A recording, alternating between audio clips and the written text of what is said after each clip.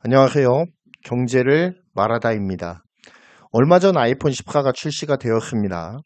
아이폰 14 시리즈에서 가장 주목받았던 기술은 아마도 뭐니 해도 다이나믹 아일랜드였을 거예요.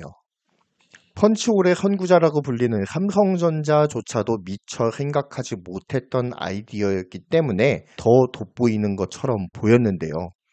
자칫 잘못하면 흉물스러운 알약구멍으로 전락할 뻔한 아이폰의 길쭉한 펀치홀을 아름다운 세계로 재창출해낸 매우 창의적인 시도였다라는 생각이 듭니다. 그런데 여기에서 이미 누구나 다 이야기를 해버린 바로 그 이야기를 하자면 경제를 말하다가 아니죠. 그리고 이미 아이폰 14는 철진한 이슈이기도 하고요. 어쨌든 경제를 말하다에서만 들을 수 있는 이야기를 풀어볼까 합니다. 바로 위성통신에 대한 이야기인데요. 미국만큼 위성통신 민간 사업자가 활성화된 나라도 드물 것이라는 생각이 듭니다. 먼저 위성통신 사업자 하면 딱 떠오르는 인물이 있죠. 누굴까요? 예, 맞습니다.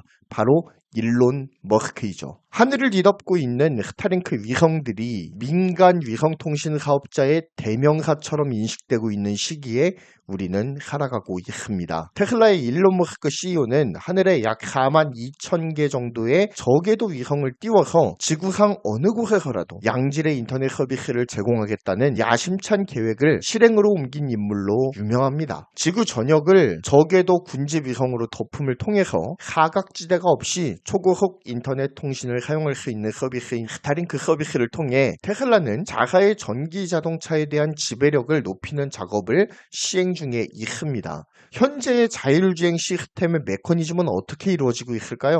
서버에 기록되어 있는 주행 데이터들을 빠른 속도로 불러와서 이를 자동차 내의 프로세서가 처리하는 시스템 구조를 가지고 있습니다. 이 연산이 빠르면 빠를수록 자율주행의 정확도가 높아지는 것이죠. 테슬라의 자동차에 서버 데이터를 불러오는 역할을 무선 통신망이 수행하고 있습니다. 하지만 무선 통신망에 의존하는 방식은 무선 통신이 활성화된 우리나라나 미국, 유럽의 부국들 등 선진국의 전유물과도 같은 것이죠. 그리고 아직까지 자율주행을 가능하게 할 수 있는 5G 통신망의 경우에는 선진국들도 지지부진한 것이 사실입니다. 진정한 5G 속도를 느끼지 못하고 있을 정도로 선진국들도 초고속 무선 통신망을 까는 데에 대해서 굉장한 어려움을 겪고 있는 것이 사실이에요. 게다가 이러한 무선 통신 체계를 구축하기가 어려운 개발도상국이라든지 저개발 국가의 경우에는 자율주행이 가능한 전기자동차를 사용하기가 매우 껄끄러운 것이 사실이죠.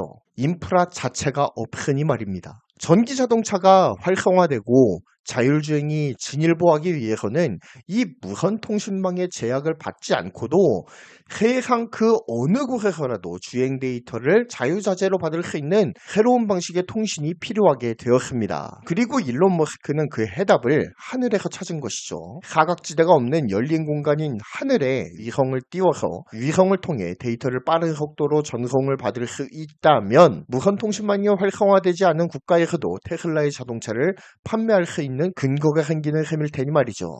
현재 스타링크 위성은 2022년 9월 5일 기준으로 했을 때 3043기가 발사가 되었어요. 이 중 정상 작동하는 위성의 개수는 2743기에 달합니다. 그런데 이렇게 지구 전역에 스타링크 위성을 쫙 깔아놓게 되면 자율주행뿐만 아니라 한 가지 더 기대할 수 있는 분야가 있게 되는데 그게 뭐냐? 바로 무선 통신에도 일대 혁신이 일어날 가능성이 높다는 거예요. 현재 5G 통신망과 6G 통신망이 상용화되는 데에 가장 큰 어려움을 겪는 이유가 무엇이겠습니까? 높은 주파수대의 전파일수록 단파장을 가진다는 거예요. 이 단파장의 전파를 제대로 받기 위해서는 기지국을 굉장히 촘촘하게 세워야 됩니다. 왜냐하면 단파는 장애물에 약하기 때문이에요.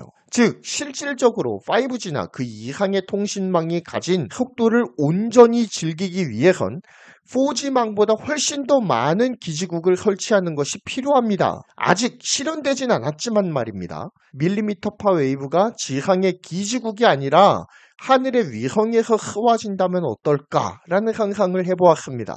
위성 수신기를 획기적으로 줄여서 스마트폰에 식립할 수 있을 정도로 소형화가 가능하다면 사각지대가 거의 없는 진정한 5G를 누릴 날이 올 수 있지 않을까요? 물론 먼 훗날의 일이긴 하지만 말입니다. 그런데 이러한 시도의 첫걸음을 아이폰 14에서 띄게 된 거예요.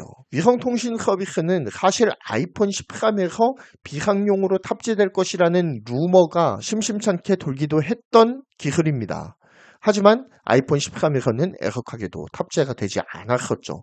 이번 아이폰 14에서 비상통신용으로, 즉 SOS용으로 위성통신이 가능하게 된 것입니다. 아마도 아이폰 13에서 위성통신에 실패했던 가장 큰 이유는 배터리 효율에 있었을 거예요. 왜냐하면 하늘에서 쏘아진 전파는 아직까지는 굉장히 강한 주파수대가 아니라 약 100에서 200메가대의 주파수가 발사가 되는데, 그 발사된 전파를 온전히 받아들이기 위해서는 스마트폰에서도 엄청난 전력이 필요하다는 것이죠. 위성통신을 주통신으로 사용하기에는 배터리 효율이 따라와 주지 못하더라는 겁니다. 그래서 오직 비상통신용으로만 위성통신이 사용되게 된 이유이기도 하죠. 어찌됐든 비상통신용이긴 하지만 아이폰 14에 위성통신 기능이 탑재되면서 본격적인 위성이동통신 시대를 열게 되었습니다. 그렇다면 애플은 이번 아이폰 14에 탑재된 위성통신의 협력 사업자로서 과연 스타링크를 선택을 했을까요? 그렇지 않습니다. 애플은 비상 위성 통신을 위해서 24기의 저궤도 위성을 운영하고 있는 글로벌 스타를 파트너로 삼았습니다. 저궤도 위성 통신의 최강자는 뭐니 해도 테슬라 스페이스 X입니다. 스타링크 프로그램으로 인해서 전 세계 어느 곳에서라도 인터넷을 사용할 수 있게 하겠다라고 하는 일론 머스크의 꿈은 꽤 빠르게 달성되고 있는 것으로 보입니다. 이렇게 승명의 라이벌 애플이 아이폰 14를 통해 위성 이동 통신의 물꼬를 트자 삼성 갤럭시도 맞불을 놓았습니다. 갤럭시도 위성 통신을 준비 중이라는 기사를 흘린 거죠. 19일 외신에 따르면 리키올로라는 IT 팁스터를 인용해서 삼성전자가 갤럭시에 위성 연결 기능을 도입한다라고 밝혔습니다. 다만 이 기능이 내년 초에 나올 S23부터 적용되는 기능인지는 불투명하다라고 밝혔습니다. 그리고 삼성전자가 스마트폰에 위성통신 기능을 넣을 경우 파트너사는 우리가 너무나도 잘 아는 바로 그 이름 스타링크가 될 가능성이 높다고까지 밝히고 있습니다. 그도 그럴 것이 한국 내에서는 저궤도 위성이 전무한 상황이에요. 그렇기 때문에 국산 위성통신 시스템을 사용하는 것 자체가 불가능한 상황입니다. 게다가 스타링크는 2018년부터 시작된 서비스이죠. 세계 최대 위성통신망 서비스입니다. 그런 만큼 삼성전자가 선택하지 않을 이유가 없다는 거죠. 또한 테슬라는 자율주행 프로세서를 삼성전자 파운드리를 통해서 생산을 하고 있습니다. 그런 만큼 삼성전자와 끈끈한 관계를 유지를 하고 있죠. 그만큼 협력의 가능성도 크다고 볼 수가 있는 겁니다. 그런데 여기에서 저는 한 가지 안타까운 점을 좀 발견을 했습니다. 대한민국의 우주기술 어디까지 왔을까요? 왜 아이폰은 아이폰 13 때부터 위성통신 루머가 나돌았었는데 왜 갤럭시는 이제까지 위성통신에 대한 이야기가 없을 수밖에 없었는가라는 말이죠. 이제서야 위성통신 이야기가 나오냐는 거예요. 뒷북치듯이 말이죠. 대한민국의 우주기술이 누리호 발사 성공, 달 탐사선인 다누리호 발사 등으로 인해서 굉장히 일치월장한 모습을 보여주고 있습니다. 굉장히 대단한 일이에요. 그렇지만 아직 인프라도 부족하고 지원도 부족하고 장기적 차원의 연구개발 역량도 굉장히 부족한 것이 사실입니다. 한마디로 아직까지는 갈 길이 멀다는 거예요. 게다가 더욱더 중요한 것은 이 우주과학의 영역, 로켓과 위성의 영역은 굉장히 기초과학적인 분야들이 굉장히 많이 들어가는데 우리나라가 취약한 게 뭡니까? 바로 기초과학 아니겠습니까? 저궤도 위성인 누리호 발사 성공으로 인해서 저궤도 위성 사업의 가능성을 확인했습니다. 하지만 딱 거기까지예요. 아직까지는 말이죠. 아직까지는 활성화도 안 되었고 상용화도 되지 않은 상황입니다. 더 분발해야겠죠. 아직 갈 길이 멉니다. 그런데요, 진짜 걱정되는 것은 따로 있습니다. 아까 말씀드렸듯이 우리나라의 기초과학 역량이 한참 부족하다라는 거예요. 우주공학은 아까 말씀드린 것과 같이 여러 기초학문들의 총 집합체입니다. 수학도 들어가고요. 물리, 화학 등의 기초과학이 총망라되어 있는 그야말로 기초과학의 총아가 바로 우주산업이라고 보아도 과언은 아닐 겁니다. 그런데 우리나라는 그 기초과학 역량이 너무나도 부족해요. 기초 없이 쌓은 집이 얼마나 위험한지는 말씀드리지 않아도 아시지 않습니까? 왜 이런 일이 발생하는 것일까요? 대한민국은 제조강국입니다. 처음에 일어날 때부터 경공업부터 시작했을 때부터 제조업이었어요. 지금까지 한국은 분명 기초과학적인 진보도 있었지만 기초적인 부분보다는 실용학문에 치중하면서 제조업 역량을 키워서 지금까지 자라온 나라입니다. 그러다 보니 본격적인 기초과학 투자라든지 기술 개발에 대해서는 아직까지는 약간 부족한 것이 사실이에요. 기술 개발 강국으로 발돋움하기 위해서 노력하고 있는 수준이다라고 보여집니다. 기술 개발의 결정체이자 기반이 무엇입니까? 바로 기초과학이에요. 우리나라는 응용학문은 너무나도 뛰어나지만 기초학문 같은 경우에는 외국에서 다 가져오고 있죠. 기초과학이 너무 약해요. 토대가 약합니다. 왜일까요? 한마디로 말해서 돈이 안 되기 때문이에요. 지금 대학에서 가장 먼저 죽어나가는 과가 어디인지 아십니까? 바로 다 기초과학, 기초학문을 다루는 과가 다 문 닫고 있어요. 왜 그럴까? 취업할 곳이 없다고 여겨지기 때문이에요. 기초과학을 다루는 학문이 무너지고 나면 우리나라는 응용학문으로만 살아가야 하는데 그러면은 정말로 심각한 문제가 생기는데요. 그 심각한 문제는 뒤에서 이야기하도록 하겠습니다. 어쨌든 왜 미국이 패권을 쥐고 흔들 만한 여러 가지 기술을 보유하게 된 것일까요? 한국이 메모리 반도체 강국이라고 하더라도 왜 미국에게 꼼짝달싹하지 못하게 되었느냐라는 겁니다. 왜 삼성 갤럭시는 미국의 위성통신을 이용해야만 위성통신을 사용할 수 있게 돼버린 건가요? 우리도 좀 더 일찍 시작할 수 있지는 않았을까요? 애석하게도 우리가 가진 기술은 매우 죄송한 말씀이지만 하위 호환 기술이에요. 말 그대로 누군가가 구축해 놓은 토대 위에 쌓은 사상 누각이라는 겁니다. 토대가 든든하지 못하면요, 그 위에 쌓인 누각도 풍전등화일 수밖에 없겠죠.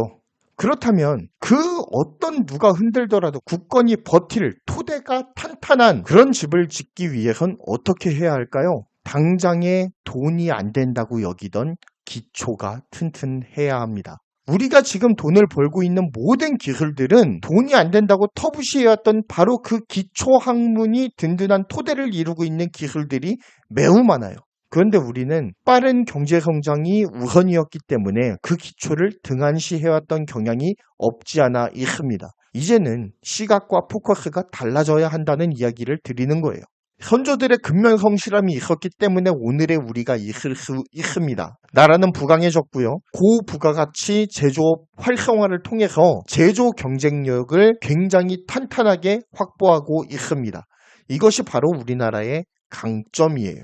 그러나 제조업으로 흥한 자의 한계는 명확합니다. 아무리 우리가 구축해 놓은 세계 최고의 통신 기술도, 세계 최고의 메모리 경쟁력도, 세계 최고 수준의 무기 제조 경쟁력, 그리고 세계에서 알아줄 만한 선박 제조, 그리고 가전제품 제조업의 경쟁력도 과학의 뒷받침이 없다면 누군가의 기술을 활용해서 만든 것이기 때문에 원천 기술을 가진 자가 뒤흔들기 시작하면 속수무책으로 당할 수밖에 없는 현실에 처하게 된다는 점이 굉장히 안타까운 현실입니다. 중요한 것은 원천 기술의 확보이고 이 원천 기술은 뿌리 깊은 기초과학의 토대로부터 나옵니다. 지금 중요한 것은 실질적인 밥벌이가 되는 기술 또한 중요하지만 그 모든 기술의 토대가 되는 그 어느 누구도 붙잡고 흔들 수가 없는 기초과학의 발전도 똑같이 중요한 거예요. 토대가 든든해야 합니다. 이제 대한민국은 여유가 생겼습니다. 70년대의 대한민국이 아니에요. 먹고 사는 데에 급급해서 앞뒤 돌아볼 여유가 없는 그때의 한국이 아니라는 겁니다. 즉 이제는 기초 쪽을 돌아보아야 하는 시기가 다가왔다라고 생각합니다. 아까 말씀드렸듯이 제조업에서 아무리 발군의 실력을 드러낸다고 하더라도 경쟁자가 나타나면 피 튀기는 경쟁을 해야 됩니다. 지금 우리나라가 딱 그런 상황이잖아요. 중국에게 치이고 미국으로부터 압력을 받는 압착 프레스와 같은 상황이 지금의 상황이라는 겁니다. 그런데 이 원천 기술이 확보가 되면 그 피 튀기는 경쟁을 뒤에서 편안하게 관전할 수 있는 여유가 생긴다는 거예요. 누가 이기든 내 원천 기술을 가지고 만드는데 결국엔 돈 버는 건 내가 되는 건 아니겠습니까? 당장에 돈이 되지 않더라도 일단 한번 키워놓으면은 천문학적인 수익을 보장하는 것이 바로 기초과학 분야라는 거예요. 지금요, 미국과 중국 싸움에서 미국이 한참 우위에 서 있고 중국은 얻어 터지는 것 같고 한국은 그 미중 중간에서 어찌할 바 몰라 갈팡질팡하는 것도 같은 이치 아닐까요? 반도체 종주국인 미국이 움직이니 중국이 쥐어 터지고 한국은 갈팡질팡 갈피를 못 잡는 현실이 바로 오지 않습니까? 그만큼 기초는 중요한 거예요. 그리고 웬만한 기초는 이미 미국, 일본, 독일과 같은 초강대국들이 꽉 잡고 있는 것이 현실입니다. 얼마 정도는 그 종속적인 관계를 인정해야 돼요. 스타링크요? 대단하죠? 그런데 스타링크가 있기까지 미국은 얼마나 기초과학에 많이 투자를 했을까요? 그리고 지금은 얼마나 많은 자금을 기초과학에 투자하고 있고 이때까지 쌓아놓은 기초과학의 토대 안에서 미국은 얼마나 많은 수익을 올리고 있을까요? 어떻게 보면 애초부터 상대가 되지 않는 게임일 수도 있어요. 우리나라가 이전 생각하면서 기초과학에 여전히 등한시한다면 그 말은 곧 연구원들의 처우 개선도 분명한 몫을 차지하겠죠. 우리가 이전에 잘 나가던 제조업 국가를 생각하면서 기초과학에 신경을 쓰지 않는다면 연구원들의 처우 개선에 대해서 신경을 쓰지 않는다면 우리나라는 평생 메모리나 만들고 갤럭시나 만들고 배나 만드는 데에서 그쳐야 할 수도 있지 않느냐는 이야기입니다. 중요한 건 기초예요. 기초과학은 모든 실용학문의 토대가 된다는 점에서 그 중요성이 매우 명확합니다. 당장에는 돈이 되지 않지만 이 기초과학이 제대로 발전한다면 기초과학을 토대로 만들어진 기술로 인해서 얻어들이게 될 경제적 이득이 훨씬 더 크다라는 점을 바라보아야 될 줄 믿습니다. 당장의 이득에 연연하던 시기는 이미 지나갔습니다. 이제는 지금까지 쌓아올린 탄탄한 제조업 경쟁력을 바탕으로 해서 기초과학에 힘을 쏟아야 할 시기가 아닌가라는 생각을 아이폰 14의 위성통신 탑재 소식을 통해서 한번 생각을 해보았습니다. 정말 기초과학 중요한 것 같습니다. 우리나라가 이제까지는 기초과학에 약간 소홀한 면을 보였다라고 하더라도 지금부터라도 늦지 않았습니다. 달리면 됩니다. 우리는 언제나 그렇게 성취를 이루어왔지 않습니까? 우리나라의 저력을 믿습니다. 한국 파이팅입니다. 감사합니다. 경제를 말하다 했고요. 구독, 좋아요, 알림 설정 부탁드립니다. 감사합니다.